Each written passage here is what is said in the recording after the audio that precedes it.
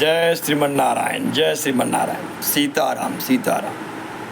आप सभी देशवासियों को श्रीदान ट्रस्ट परोपकार मिशन की तरफ से हार्दिक शुभकामनाएं। आपका दिन मंगलमय हो। ईश्वर से प्रार्थना करते हैं कि जो भी आपकी मुरादें हों ईश्वर पूर्ण करें।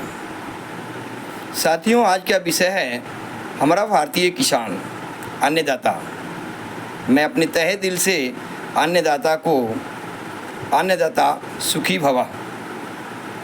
हे परमात्मा, अन्नदाता को सुखी और निरोग रखना, जिससे संपूर्ण संसार निरोग और सुखी हो सकता है। साथियों, आज हमारे समाज के अंदर किसान जो है, जिसको हम अन्नदाता कहते हैं, ये पूरे दुनिया का पेट भरने का काम करता है। साथियों, यदि किसान भाई ना हो तो हम लोग की ज़िंदगी जो है अधूरी हो जाएगी और खाने के लिए जो है हम मोहताज होकर के मृत्यु को प्राप्त हो जाएंगे। साथियों, सोचिए, इतनी बड़ी जो हमारे समाज के अंदर भूमिका निभा रहा है हमारा किसान भाई, हमारे जीवन के लिए कितना नितांत आवश्यक है। साथियों, लेकिन बड़ी दुख की बात है कि हमारे समाज के अंदर जितने भी बुद्धिजीवी वर्ग लोग हैं, चाहे वो कम पढ़े लिखे हों, मैं सबकी बात करूं, कोई भी अपने बच्चों को पढ़ा लिखा करके भारतीय किसान बनाना नहीं चाहता है। बड़ी दुख की बात है साथियों। एक गरीब से गरीब भी व्यक्ति अपने बच्चों को जो पढ़ाता है तो उसकी यही लालसा होती है कि वो IAS, IPS, IFS, doctors, engineers, वर्शियर्स, इस तरीके की पोस्ट को प्राप्त करें। कभी कोई किसान की सपना नहीं देखता है। ये जो कड़वा सच्चाई है दोस्तों। साथियों, यदि नज़रिया नहीं बदली तो आने वाले समय में हमें कंकड़ पत्थर ही खा करके रहना पड़ेगा। क्या ये संभव है? क्या इस जीवन जीने के लिए कंकड़ पत्थर संभव है?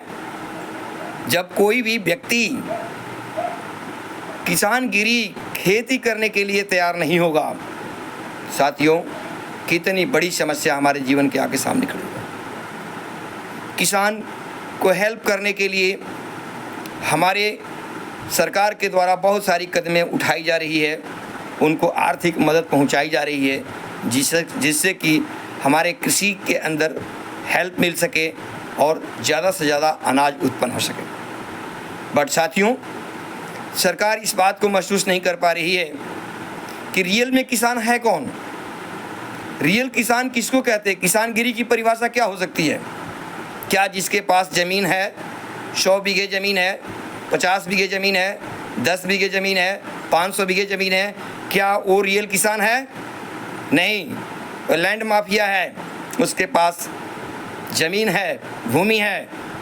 बट साथियों, जो किसानगिरी करता है, जो अन्न उत्पन्न करने का काम करता है, वो महा ही गरीब व्यक्ति होता है, जो किसी के खेत को लेकर के पैसों पर और फिर खेती करता है। साथियों, मैं गारंटी और दावे के साथ कहूँगा कि 90% ऐसे व्यक्ति हैं, भूमाफिया हैं, जिनके पास ईश्वर के द्वारा दिए हुए हजारों हेक्टेयर ज़मीन है, सैकड़ों हेक्टेयर ज़मीन है, लेकिन खुद से वो खेती नहीं करते हैं। मात्र 10% ऐसे व्यक्ति होंगे जो खेत भी स्वयं है और खेती भी स्वयं करते हैं। बाकी 90% लोग भूमाफिया हैं, जिन्होंने अपने आगे में किसी को बढ़ा देना है। जैसे मैंने आपको कहा कि गरीब भाई होता है, जो किसानगिरी 100% वही करता है, उसी के बाल बच्चे करते हैं मेरे साथियों। जिस पर कि सरकार की दी हुई सहयोग राशि उस तक नहीं पहुंचती है, उसको 1 रुपया का भी दर्शन नहीं होता है। रियल में भारतीय किसान कहलाने योग्य मेरे साथियों वही व्यक्ति है जो खेतों के अंदर में काम करता है, जो लहलहाती फसलों को अपने हाथों से उगाता है और हमें अन्न भरने का काम करता है, पूरे विश्व का अन्न पेट भरने का काम करता है अन्न के द्वारा। सरकार को इस बात पर ध्यान देना चाहिए कि हम रियल किसान को मदद करें या भूमाफिया को मदद कर रहे हैं। यदि आप भूमाफिया को मदद कर रहे हैं तो हमारे कृषि प्रधान देशों के अंदर में किसी भी व्यक्ति को इच्छा अंदर से नहीं होगी कि वो अपने बच्चों को किसान बनाए। यदि आपको मदद करना है तो फर्टिलाइजर्स के माध्यम से जो किसान कर रहा है, किसानगिरी कर रहा है, जो खेतों के अंदर रियल काम कर रहा है, सरकार से मैं दरख्वास्त करूंगा कि लैंड माफियों को ना दे करके आप उनको दें जो किसानगिरी कर रहे हैं, जो धरती के ऊपर अन्न उत्पन्न करने का अपने हाथों से प्रैक्टिकल और रियल में लाइफ में काम कर रहे हैं। सरकार यदि भूमाफिया को मदद करते रहेगी तो हमारा कृषि देश प्रधान नहीं हो सकता है, क्योंकि कृषि करने के लिए कोई बचेगा ही नहीं। और कौन करेगा? एक गरीब आदमी उसी व्यक्ति से कर्ज ले लेता है और कर्ज के दलदल में फंसते जाता है और एक दिन अपने आप को आत्मसमर्पण कर देता है। मैं सरकार से ये दरख्वास्त करूंगा कि आप चिन्हित करें कि रियल किसान है कौन, आप किसको मदद करना चाहते हैं, मदद के योग्य कौन है। भारतीय किसान हमारे देश का अर्थव्यवस्था की रीढ़ की हड्डी है, ये सत्य है। मैं सभी देश के वासियों से आग्रह करूंगा कि किसान को अपने जीवन में महत्व दें, उसको मदद करने का प्रयास करें। यदि वो नहीं है तो हम सब नहीं हैं, बगैर उसकी हम लोगों की कोई कल्पना नहीं की जा सकती है। दोस्तों, किसान को अपने दिलों में जगह दें, एक सम्मान दें और उनको समाज में एक अच्छा प्रतिष्ठित रूप में महसूस करें, क्योंकि आज का समाज किसान को एक हीन दृष्टि से देखता है। आज के डेट में कोई बेटी वाला अपने रिश्ता के लिए जाता है, बेटा के लिए, यदि ये सुनने को खेती करता है, किसानगिरी करता है, तो उसके यहाँ शादी विवाह तक नहीं करता है। मेरे साथियों, सोचिए कितनी दुख की बात है। बहुत अफसोस होता है कि किसान एक ऐसा वर्ण जो हमारे अन्नदाता है, जो पूरे विश्व का पेट भरने का काम करता है, आज उसकी ऐसी स्थिति है कि उसको एक समाज में घिनौने दृष्टि से देखा जाता है और उसके यहाँ तक शादियाँ तक लोग करने के लिए तैयार नहीं होते हैं यदि लड़के के विषय में जानकारी हो जाए कि वो किसानगिरी करता है। साथियों, चाहे कोई किसी भी पोस्ट पर हो, कोई कितना भी बड़ा बिजनेस कर रहा हो, खाएगा तो अन्न ही, लास्ट में वो क्या खाएगा? रोटी ही खाएगा। जब रोटी ही नहीं होगा, अन्न ही नहीं होगा, तो क्या हीरा मोती खाएगा? आप ही बताइए ना। ऐसा संभव है हमारे जीवन में? सभी साथियों से ये निवेदन करेंगे, पूरे देश से निवेदन करेंगे कि आप लोग शिक्षित हो करके एक शिक्षित वे का खेती करना प्रारंभ कीजिए। सरकारी नौकरी से मैं चैलेंज देता हूं कि वो आगे निकल जाएगा। आपको सरकारी नौकरी के लिए पीछे भटकने की ज़रूरत नहीं पड़ेगी, दर दर ठोकरें खाने की ज़रूरत नहीं पड़ेगी। और सरकार को भी मैं दरख्वास्त करूंगा कि अपनी नज़रिया बदलिए।